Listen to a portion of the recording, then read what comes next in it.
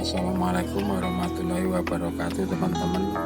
Ketemu lagi dengan saya. Pada video sebelumnya kita telah membahas skema dari sistem perpipaan untuk sprinkler. Untuk video yang kali ini kita akan membahas kebutuhan daripada pompa. Jadi berapa kapasitas pompa yang diperlukan untuk sprinkler. Sebetulnya rumusnya itu rumit teman-teman, tapi nanti akan saya mencoba untuk menyederhanakan teman-teman. Ini sebenarnya kaitannya dengan ilmu hidrolika, terus apa itu ilmu mekanika fluida sampai ilmu termodinamika teknik teman-teman, yang di dalamnya itu mencakup rumus-rumus sampai friction loss seperti itu. Mungkin yang teman-teman mesin konversi energi mungkin paham ini ya. Tapi nanti kita tidak membuat rumus dengan acuan-acuan yang rumit. Kita akan menyederhanakan sederhana mungkin teman-teman. Kita nanti mungkin hanya memakai rumus aljabar sampai ke kalkulus atau matematika dasar saja, meskipun secara ilmiah tidak bisa dipertanggungjawabkan, tapi bisa di logika teman-teman, bisa dimasukkan ke logika. Mungkin sedikit naik ke rumus Bernoulli teman-teman. Rumus Bernoulli karena kaitannya dengan tinggi sprinkler dengan pompa, tingginya lebih tinggi pompanya atau lebih tinggi sprinklernya, seperti itu. Mungkin sampai situ saja nanti rumusnya, dan bukan rumus yang rumit tapi rumus dasarnya saja. Dan rumus ini hanya untuk lahan yang jaringannya 100 meter teman-teman, atau maksimal itu 200 meter. Nanti kalau lebih dari itu saya tidak bisa membahas karena terlalu banyak yang perlu dibahas teman-teman. Kita memakai rumus-rumus aljabar dan kalkulus. Kalau contohnya ini gini teman-teman, seumpama ini sudah lahan produksi kan, tentunya kebutuhan sprinkler itu akan berbeda-beda. Jadi ada yang tanaman yang memerlukan air yang banyak, terus air yang sedang, atau air yang sedikit.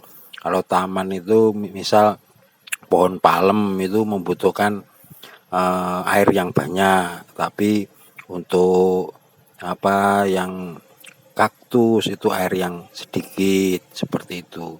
Jadi sprinkler itu tidak sama, teman-teman. Kalau dalam pertanian mungkin untuk lahan yang untuk tanaman pokok, kemudian yang tumpang sari, terus yang cangkok, terus yang pembenihan, pembibitan, kan seperti itu. Nah, itu kan berbeda-beda sprinklernya. Jadi nanti kebutuhan sprinklernya itu Anda cukupi dulu. Jadi seumpama sprinkler yang pop up berapa itu Anda total, terus yang rotari berapa, terus yang kabut berapa, atau yang spray berapa, itu Anda total pakai rumus aljabar. Nah, itu biasanya kalau Anda beli kalau kita itu beli sprinkler itu biasanya itu ada notnya, ada berapa kapasitasnya, tapi biasanya itu liter per menit. Nah, itu nanti Anda konversikan ke jam, karena pompanya itu biasanya itu kapasitasnya itu per jam. Jadi 16 meter kubik per jam, 25 meter kubik per jam, 35 meter kubik per jam, 50 meter kubik per jam, seperti itu. Tapi kalau sprinkler kan liter per menit, ya itu Anda konversikan dulu dalam jam. Kemudian dari total keseluruhan volume itu, ya itulah kebutuhan pompanya. Terus kenapa kok rumusnya dikalikan 2, dikalikan 3, dikalikan 4 seperti itu? Itu kaitannya dengan H atau dengan ketinggian sprinkler. Jadi total keseluruhan sprinkler tadi itu juga Anda total. Jadi sprinkler yang 1 meter berapa sprinkler, berapa buah, yang 50 cm berapa buah, yang pop up yang sejajar dengan pompa berapa buah, itu Anda total ketinggiannya. Ketinggiannya itu dengan pompa itu sebanding apa tidak. Kalau tidak sebanding atau hampir 2 kalinya, ya Anda kalikan 2, gitu aja. Sebetulnya rumusnya itu salah, cuman ya gitu aja, ambil gitu aja biar tidak rumit-rumit. Seumpama Anda total ketemu itu 16 meter kubik, seperti itu kebutuhan keseluruhan sprinkler 16 meter kubik, atau yang mudah berapa ya, yang mudah mungkin 20 gitu sebagai contoh, 20 meter kubik. Ya udah, Anda coba hitung ketinggian semua sprinkler itu di total berapa. Seumpama totalnya ada 70 meter, tapi kok pompa kapasitasnya itu kok hanya sampai 18 meter, 25 meter.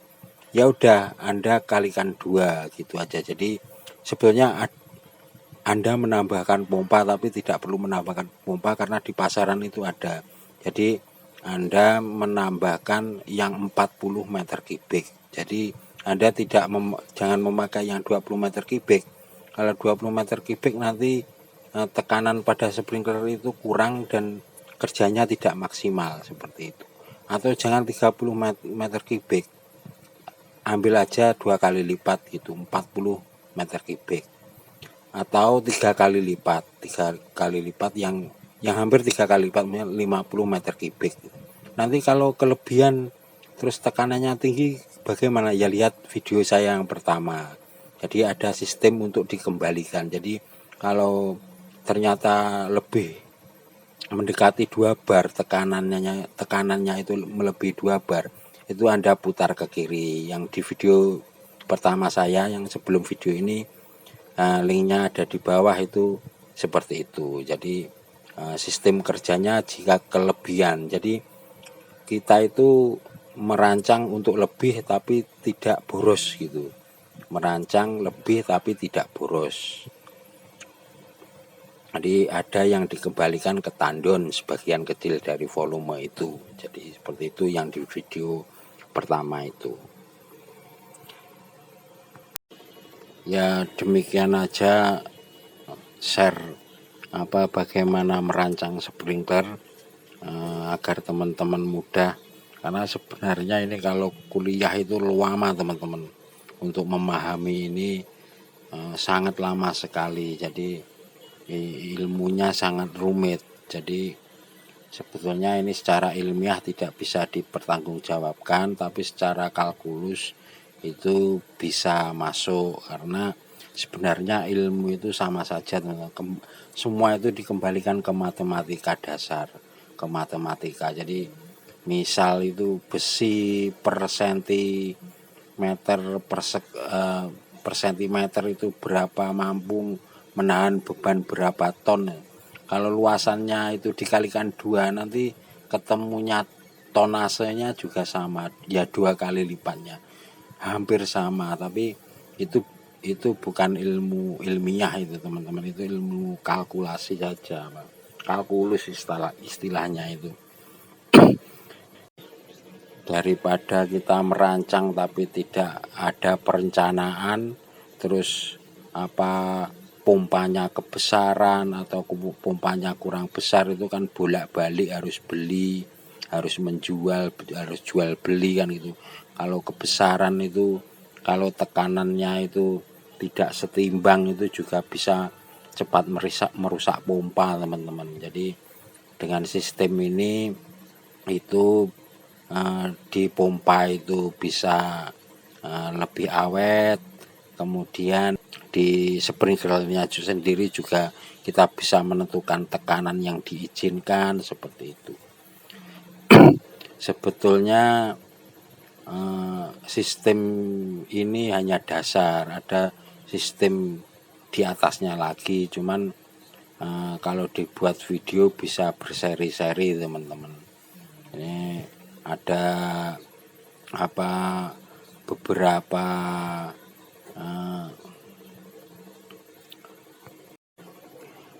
beberapa hal yang tidak bisa saya jelaskan melalui video. Jadi tapi secara dasar bisa dikerjakan teman-teman. Jadi ya kalau nanti saya sudah tidak ada bahan lain untuk saya buat video, saya lanjutkan yang video yang khusus sprinkler ini. Misal model tandonnya masih banyak teman-teman yang perlu dijabarkan di video sprinkler ini. Jadi misal model tandon, terus instalasi panel listriknya, otomatisnya, terus bagaimana kalau pompanya yang tadi itu yang lebih tinggi dari sprinklernya, misal di ladang-ladang yang di pegunungan yang teras ring itu. Pokoknya masih banyak teman-teman. Terus belum sprinklernya, bagaimana mengukur sprinkler jika membeli sprinkler tapi tidak ada notnya, tidak ada keterangan berapa liter per menitnya, itu kita mengukurnya, cara mengukurnya bagaimana, seperti itu. Pokoknya banyak hal lah yang sebetulnya masih perlu dibahas, tapi sementara video untuk dasarnya aja dulu. Sementara ini dulu hal yang terkait dengan ini, kaitannya dengan efisiensi. Jadi kalau kita membeli pompanya terlalu besar, itu bisa pemborosan pada energi, seperti itu, pada manajemen, seperti itu. Kalau ini industri pertanian, seperti itu. Jadi kita loss energinya itu tidak terlalu besar dengan perhitungan dasar kalkulus dan aljabar. Ya demikian aja, semoga bermanfaat. Mohon maaf jika ada kekurangan. Wassalamualaikum warahmatullahi wabarakatuh.